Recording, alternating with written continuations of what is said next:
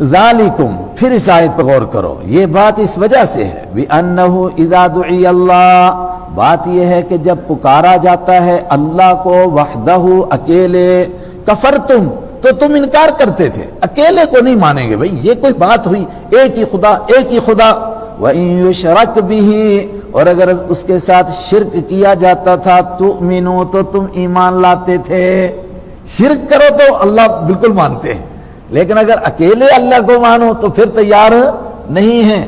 اور دنیا بھر کے جتنے مذہب کے لوگ ہیں سب یہی کہتے ہیں، ایک ایک کے پاس چلے جائیے، آپ ان سے پوچھئے اللہ اکیلے مالک کو مانتے ہو، کہتے ہیں بالکل اکیلا، اس کا کوئی شریک ہے بالکل نہیں، اس کی کوئی رنگ روپ ہے کوئی کچھ نہیں، تو پھر یہ فوٹو کس لیے آگے رکھے ہوئے ہیں؟ کہتے دیکھو ایک بڑی طاقت ہے، اس کے پاس تھوڑے ہم جا سکتے ہیں اسی طرح۔ مگر میں نے کہا دکھ تو یہ ہے کہ یہ بات ایمان والا کہہ رہا ہے، آج ایمان والا کہہ رہا ہے۔ ایک آدمی نے دوسرے سے کہا ایک مسجد میں، ہمارے ہیں جموں میں، کہ آپ کہاں گئے تھے؟ کہتے ہیں نماز پڑھنے کے لیے۔ کہتا ہے اس سے بہتر تھا آپ تھوڑی دیر گھنٹی مار لیتے۔ وہ حیران ہو گیا، ریٹائرڈ چیف انجینئر، چھوٹے نہیں بڑے ہوتے تھے، پڑھا لکھا آدمی۔ اس نے کہا یہاں میں نے کیا خطا کی؟ کہا تم کو معلوم نہیں ان کے پیچھے نماز نہیں ہوتی ہے؟ کہا کیوں نہیں ہوتی ہے؟ کہتا ہے یہ بد عقیدہ لوگ ہیں، اتنی عقل بھی نہیں آپ کو؟ کہا ان کے عقیدوں میں کیا بد عقیدگی آئی ہے؟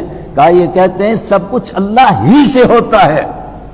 تو اس نے کہا بالکل اس کے الفاظ نے، ابھی زندہ ہے وہ، اس نے مجھے آ کر سنایا، تو کہنے لگا میں نے اس سے پوچھا کہ آپ کیا کہتے ہیں؟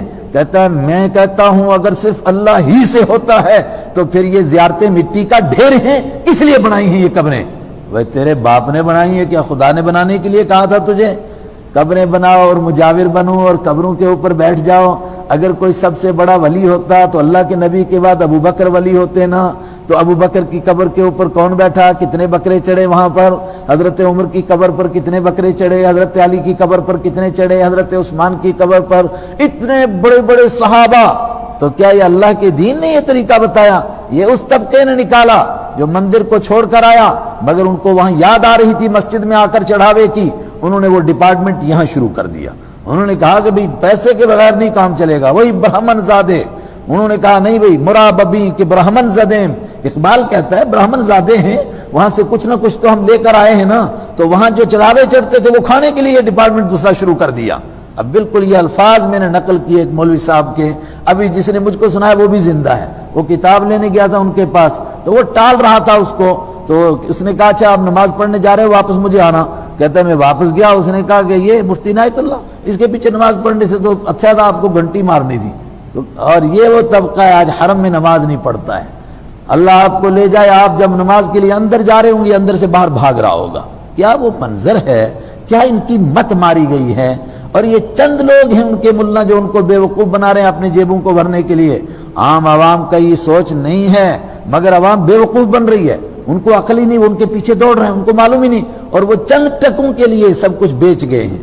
ذالکم، تم سے کہتا ہوں یہ بات اس وجہ سے ہے، بِأَنَّهُ إِذَا دُعِيَ اللَّهُ، بات یہ ہے کہ جب پکارا جاتا تھا اللہ کو وحدہ اکیلے، کفرتم، تو تم کفر کرتے تھے، وَإِن يُشْرَكْ بِهِ، اور اگر شرک کیا جاتا تھا اللہ کے ساتھ تؤمنوا، تو تم ایمان لاتے تھے۔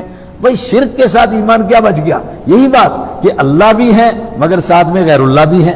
فَالْحُكْمُ لِلَّهِ، اب تو حکم صرف اللہ کا چلے گا، اب تم اللہ کے ساتھ شریک ٹھہراتے رہے، متا کہ مشرک لات کو، عزا کو، حبل کو، اب کرو ان سے مانگو، ان سے بولو یہاں سے نکالو ہمیں جہنم سے، اب کوئی نہیں نکال سکتا ہے۔ فالحکم، تو آج فیصلہ ہے للہ، اللہ ہی کے لیے، العلی جو بلند ہے، الکبیری جو بہت بڑا ہے، وہ اللہ ہی فیصلہ کرے گا، اسی کا فیصلہ یہاں چلے گا۔